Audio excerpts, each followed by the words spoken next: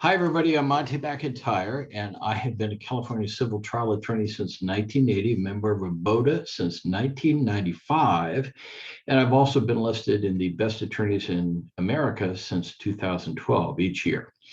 Now, what I do in my blogs is I talk about a new case that was published last month by California courts. Why do I track these cases? Well, I do it for several reasons. First, I decided back in 2012 I was going to start tracking them because it would be helpful for me in doing the full-time work I was going to start doing, which I continue to do as a mediator, arbitrator, and a referee with ADR services. Over time, I started sharing some information with attorneys, and they really loved my short summaries, one paragraph for like 50 to 100 pages, organized by legal topic. They really let people know what was decided, what was important. And so I decided to ultimately offer copies of my summaries in a subscription form to California attorneys. So what I do is I have a publication called California Case Summaries, and I offer monthly, quarterly, and annual subscription publications.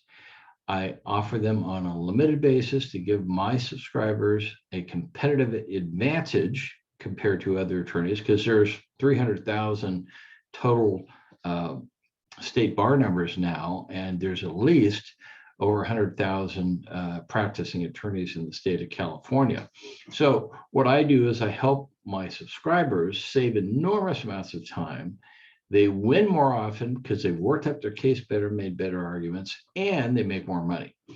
And so that's a great benefit. Now, I also use these summaries in my work as a mediator, arbitrator, and referee. I also do some additional work these days in mentoring younger lawyers. When I was a young lawyer, I was lucky. I got trained in the 80s. Starting in the late 80s, early 90s, nobody got training anymore. So I offer what is called lawyer master mentoring to help younger or less experienced lawyers learn how to do things right that they need to do in their trial practice, and also develop systems to make things more efficient and easier to do in your practice, get ready for trial easier, things like that. And I also help them build their dream practices. And finally, I do still occasionally take on a new civil case. I still love doing civil trial work, although I limit what I do.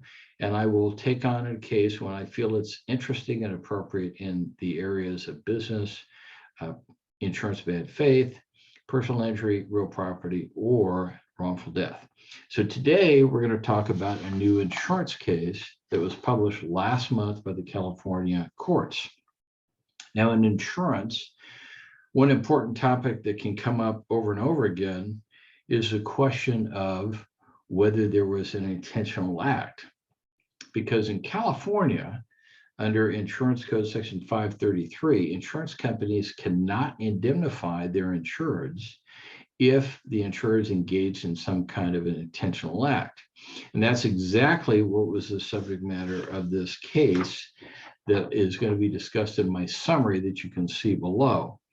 And in that particular case, what we had is a company that was a successor, legal successor in interest, to a paint manufacturer who had for a long time promoted lead paint for interior and exterior uses, but who also apparently knew of the dangers of lead paint and yet continued to promote the product. The successor, the question was, when the successor was found liable in an action that was brought against him and had to pay over, let's see what it was, over $101 million. The question is, were they entitled to indemnity under their insurance policy? So you'll see what the answer is in the summary that you can see below. Interesting issue. It's an issue that can come up in a lot of different ways. So be aware of this in your cases. And until my next blog with you, I hope you continue to do well and be well. And I hope in this continuing pandemic that you stay safe and stay healthy. Bye-bye now.